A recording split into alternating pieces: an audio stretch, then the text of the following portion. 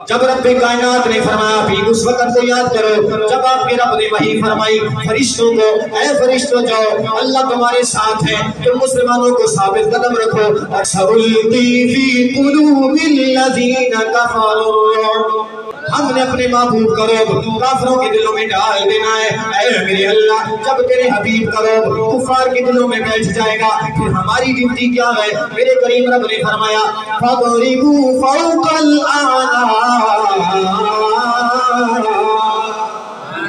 اے فرشتے تمہیں ویسے نہیں بھیجا جا رہا بلکہ جو بھی میرے حبیب کا دشمن ہے، جو بھی میرے مصطفیٰ کا دشمن ہے، پکڑ پکڑ کے ان کی گردنوں پہ ٹھکائی کرو۔ فَضْرِبُوا فَوْقَ الْأَعْنَاقِ، اللہ نے فرمایا اے فرشتوں جا کے تم نے کیا کرنا ہے؟ فَضْرِبُوا لگانی ہے کڑاکے کے ساتھ فَوْقَ الْأَعْنَاقِ ان کی گردنوں میں۔ اے اللہ صرف گردنوں کو ہی مارنا ہے، فرمایا نہیں وَضْرِبُوا مِنْهُمْ كُلَّ بَنَانٍ،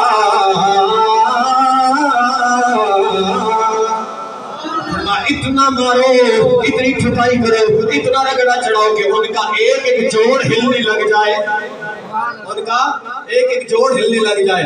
پھر صحابہ نے بھی پھر فرشتوں نے بھی ایسی ٹکا ٹکا کے لگائی نا جوڑ ہلے کہ نہیں ہلے؟ ہلے نا۔ سرکار نے گھسیٹ گھسیٹ کے کنویں میں پھینکا، پھر کھڑے ہو کر فرمایا اوے ابو جہل بول اب، اور ٹھوئے اتبا شہبہ بول حق کس کے ساتھ ہے؟ محمد عربی کے ساتھ ہے۔ جب حضرت عمر نے کہا تھا یا رسول اللہ آپ ان سے کلام کر رہے ہیں جو مر چکے ہیں جو سنتے نہیں، سرکار نے فرمایا عمر یہ تجھ سے زیادہ سن رہے ہیں صرف وہ بول نہیں سکتے۔